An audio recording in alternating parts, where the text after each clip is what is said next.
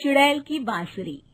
एक सुहाना सा दिन होता है और मगन, रामलाला, चंदन, राजन, तपन और गोलू के पापा गांव के बरगद के पेड़ के नीचे बैठकर अपनी शाम की गपशप कर रहे हैं।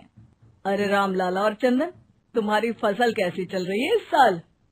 अरे बंधु क्या बताएं, बारिश ने तो परेशान कर रखा है।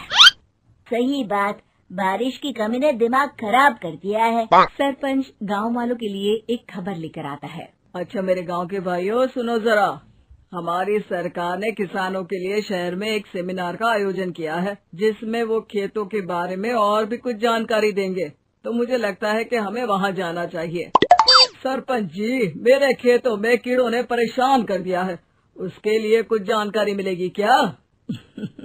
बिल्कुल, तुम्हारे खेतों के बारे में तुम्हें सारी जानकारी देंगे वो लोग। तुम तीनों को जाना चाहिए, बहुत फायदा होगा तुम्हें उससे।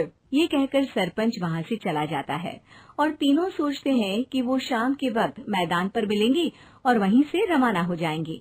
तीनों दोस्त मैदान पर मिलते हैं और जैसे ही निकलना शुरू करते हैं तभी एक बांसुरी की आवाज सुनकर वो भी उसी ओर सम्मोहित स्थिति में चलना शुरू कर देते हैं। कुछ बच्चे हर बार की तरह अपना दोपहर का फुटबॉल का गेम खेल रहे हैं। पकड़ लिया, पकड़ के दिखा मुझे, इतना भी नहीं कर सकता। अच्छा, कितना भागेगा? आखिरकार तो मेरी पकड़ में आ ही जाएगा। हाँ, तुझे पता नहीं तपन, राजन कितनी तेज दौड़ लगा सकता है। खेलते खेलते अचानक से एक बांसुरी की मीठी आवाज सुनाई पड़ती है। सारे बच्चे उसका पीछा करने लगते हैं। शाम हो गई है और बच्चों के घर न आने की वजह से उनकी माँ मैदान में पहुँच जाती है। राजन बेटे, अरे ओ राजन बेटे, किधर चले गए? इतनी देर हो गई, घर वापस क्यों नहीं आए बेटे? तपन बेटा, चलो घर, शाम हो गई है, कितना खेलोगे? और गोलू, ओ गोलू! तीनों की माँ एक दूसरे को देखने लगती है और उन्हें एहसास होता है कि उन तीनों के बेटे घर आए ही नहीं। अरे राजन और गोलू की मम्मी, आप इधर? राजन और गोलू घर नहीं आए क्या अभी तक?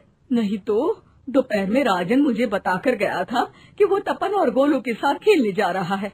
मैंने सुना है कि गांव में एक चुड़ैल घूम रही है, कहीं वही तो नहीं ले गई ना हमारे बच्चों को? ऐसा कुछ नहीं हुआ होगा, हम तीनों अलग अलग जगह ढूंढते हैं, इधर ही खेल रहे होंगे तीनों बच्चे। ये कहकर तीनों बच्चों की माएं उन्हें ढूंढने निकल गई। बहुत देर हो गई और फिर भी तीनों बच्चे मिले नहीं। तीनों की माएं मैदान पर फिर से मिलती हैं। सुनिए जी, ये तीनों मिल ही नहीं रहे हैं और मेरे दिमाग में बहुत बुरे बुरे ख्याल आ रहे हैं। आप चिंता मत कीजिए, हम सरपंच से जाकर बात करते हैं, वो हमारी मदद करेंगे। गोलू की माँ सही कह रही हो, चलो चलते हैं। एक उम्मीद की आशा लेकर तीनों अपने बेटों की फिक्र में सरपंच के घर जा पहुंचती है। सरपंच अपनी शाम की चाय पी रहे हैं और अखबार पढ़ रहे हैं। तभी तीनों की माँ हड़बड़ी में भागकर उनके पास आती है। अरे अरे, आप तीनों इतनी डरी हुई क्यों हो? क्या हुआ? ऐसी क्या बात हो गई? तिवारी जी, हमारे लड़के दोपहर से खेलने गए हैं और अब तक लौटे नहीं हैं। हमने उन्हें सब जगह ढूंढा, लेकिन हमें वो मिले ही नहीं, इसीलिए हम भागकर आपके पास आ गए। अच्छा, इनके पिता कहाँ है? ये कुछ काम के लिए शहर गए हैं, इसीलिए हम भागकर आपके पास आए हैं। हाँ, मैं उसके बारे में भूल ही गया था।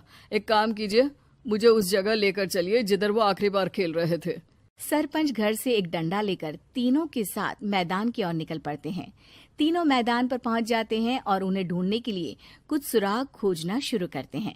आपको कोई ऐसी जगह पता है जहां ये तीनों साथ में मिलते हैं? नहीं जी, ऐसी तो कोई जगह नहीं पता। अचानक से वही बांसुरी की आवाज आना शुरू हो जाता है और सरपंच सम्मोहित होकर उस आवाज की तरफ जाना शुरू कर देते हैं।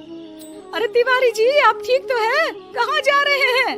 अरे ओ तिवारी जी, वो हमें सुन नहीं पा रहे हैं क्या? सरपंच बांसुरी की धुन में झुककर उसी दिशा में आगे बढ़ रहे थे। ये आवाज कैसी? ऐसा लग रहा है कि कोई बांसुरी बजा रहा हो। हाँ, सरपंच जी भी उसी दिशा में जा रहे हैं।